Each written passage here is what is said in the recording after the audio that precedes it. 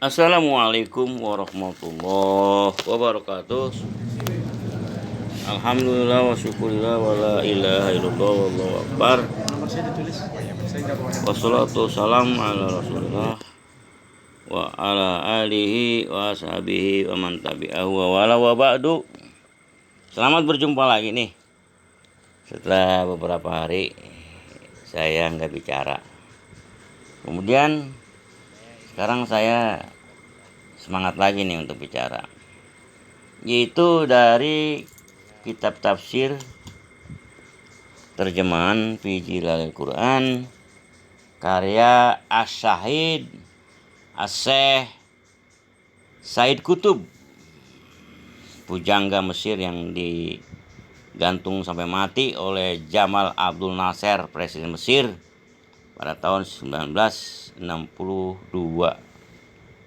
Kalau nggak salah tahunnya seperti itu, tahun 1962. Ketika usia beliau 60 tahun. Kenapa beliau sampai digantung sampai mati oleh presiden Mesir Jamal Abdel Nasser? Karena dia dituduh mau menggulingkan pemerintahan Jamal Abdel Nasser. Dengan bukti apa? Dengan bukti buku-buku tulisannya, termasuk fi Zilalil Quran ini dan Ma'alimu Fitorik. Padahal kalau kita baca di situ ya cuman beliau menulis tentang tauhid ya, tentang bahwa manusia ini harus berhukum kepada hukum Allah gitu. Simpel aja kan gitu. Nah, kemudian saya juga mengutip dari kitab beliau jilid 4 halaman 374 di kolom kedua ini yang berjudul seandainya penduduk suatu negeri benar-benar bertakwa, niscaya akan dibukakan pintu berkah dari langit dan bumi. Maksud saya di Indonesia ini, Negara Kesatuan Republik Indonesia ini yang tergelar dari Sabang sampai Merauke, dari Aceh, Brunei Darussalam, bukan Brunei Darussalam, Nangro Aceh Darussalam, sampai Sorong, Papua, Irian Jaya sana. Itu Negara Kesatuan Republik Indonesia. Kalau sekiranya kita bertakwa kepada Allah Subhanahu wa taala, Allah nanti akan memberikan keberkahan kepada kita, hasil tambang dari Sabang sampai Merauke itu untuk kita nikmati, bukan untuk tidak kita nikmati gitu. Kalau sekarang ini kan 2013 kita tidak menikmati hasil tambang itu. Kenapa? Karena tambang itu dikorupsi, dikuasai oligarki, oleh sekumpulan kecil manusia yang licik, sehingga kita tidak kebagian apa-apa. Harusnya setiap bulan kita mendapatkan subsidi 20 juta per bulan per kepala.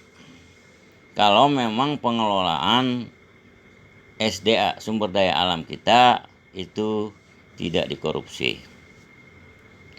Itu sebabnya karena barangkali kita tidak bertakwa kepada Allah Subhanahu wa taala. Tidak bertakwa ini berarti tidak beriman kepada Al-Quran dan As-Sunnah. Tidak mempraktekkan Al-Quran dan As-Sunnah. Sehingga terjadilah korupsi-korupsi di mana-mana. Terjadilah penipuan, penghapusan ya kezaliman di mana-mana. Khususnya dalam segi unsur sumber daya alam. Bukan hanya yang di bawah bumi, tapi yang di atas bumi. Bukan hanya yang di atas bumi, tapi yang ada di dalam laut dan di lautan itu. Itu semuanya adalah keberkahan-keberkahan yang lolos dari kita. Yang kita tidak mendapatkan keberkahan itu semua. Singkat ceritanya, kita tidak mendapatkan sebulan 20 juta rupiah dengan cuma-cuma dari pemerintah, dari hasil sumber daya alam tadi. Itu karena akibat kita menentang Allah, tidak beriman kepada Al-Quran dan As-Sunnah, sehingga korupsi ini tidak bisa diberantas. Kezaliman-kezaliman, ketidakadilan, kecurangan, dosa-dosa, ya, hedonisme, LGBT, ya, kekafiran, kemunafikan, kemusyrikan berada di dalam negara kesatuan Republik Indonesia, terutama oleh oligarki itu, sehingga kita gigit jari.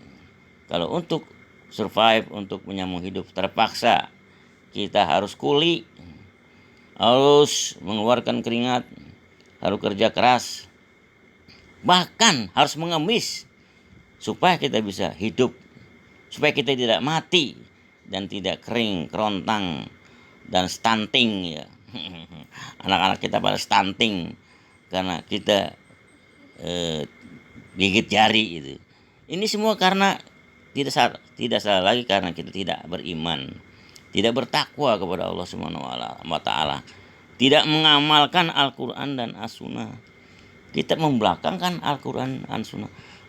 Al-Qur'an dan As-Sunnah itu kita taruh di belakang kita, di punggung kita. Yang kita kedepankan adalah hawa nafsu kita, syahwat dunia kita, syahwat keserakahan terhadap sumber daya alam kita. Itu yang kita kedepankan. Sementara Quran kita tinggalkan di belakang. Tidak menjadi pedoman kita, tidak menjadi undang-undang kita.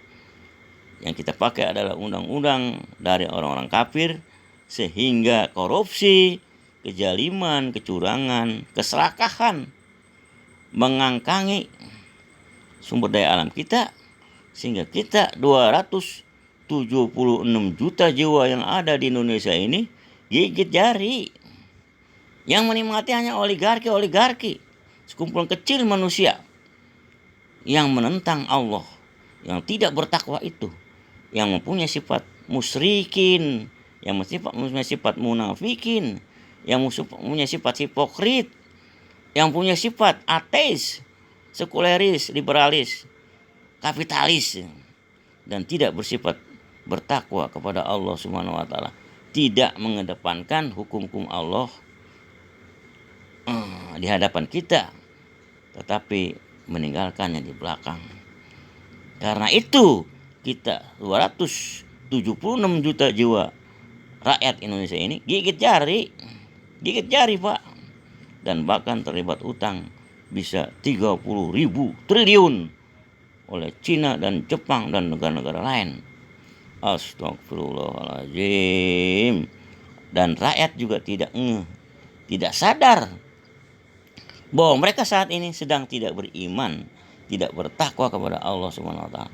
Bahwa mereka tidak sadar bahwa mereka sedang syirik, sedang menyembah kuburan, keramat-keramat, sedang beribadah secara bid'ah, gitu. Sampai mati mereka akan melakukan bid'ah itu, karena bid'ah itu mereka anggap adalah agama. Karena mereka anggap bid'ah itu agama, sampai mati mereka tidak bisa bertaubat. Karena itu semua dan sebagainya bla bla bla bla, notabene adalah tidak beriman dan tidak bertakwa kepada Al-Quran dan As-Sunnah, maka kita gigit jari, tidak mendapatkan apa-apa dari seluruh sumber daya alam yang ada dari Sabang sampai Merauke, yang baik berbentuk biji emas, ya, biji besi, ya, apalagi uranium, termasuk BBM, termasuk emas yang 2 miliar kilogram triliun itu juga nihil dari kita. Astagfirullahaladzim. Itu semua karena kita tidak bertakwa kepada Allah Subhanahu wa taala, karena tidak beriman kepada Al-Quran dan As-Sunnah, karena kita melemparkan hukum Allah itu ke belakang kita dan mendewa-dewakan syahwat hedonis kita menjadi undang-undang kita yang sifatnya materialistis, yang sifatnya fisik, yang hanya dengan kasat mata, dan mengabaikan pencipta ini, yang mengabaikan yang menciptakan sumber daya alam itu.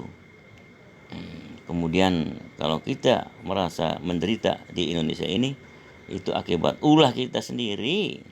Joharul fasadu fil barri wal bahri bima kasabat aydin nas, bahwa kerusakan yang kita rasakan saat ini yang berupa kemiskinan, yang berupa tidak mendapatkan subsidi 20 juta per bulan setiap kepala, itu akibat kemauan kita kepada syahwat-syahwat duniawi itu. Karena kita juga sudah wahan, sudah dijangkiti takut mati dan cinta kepada dunia. Cinta kepada dunia artinya rakus dan serakah kepada dunia dan mengedepankan dunia daripada akhirat, mengedepankan materialisme, material, keduniaan daripada mengamalkan Al-Quran dan As-Sunnah, sehingga kita digerogoti oleh oligarki, oleh koruptor yang musyrikin, yang munafikin, yang kafirin itu. Subhanallah, Allahu Akbar, inna lillahi wa inna ilaihi rajiun. Wassalamualaikum warahmatullahi wabarakatuh. Saya ingin menulis tafsir Al-Quran.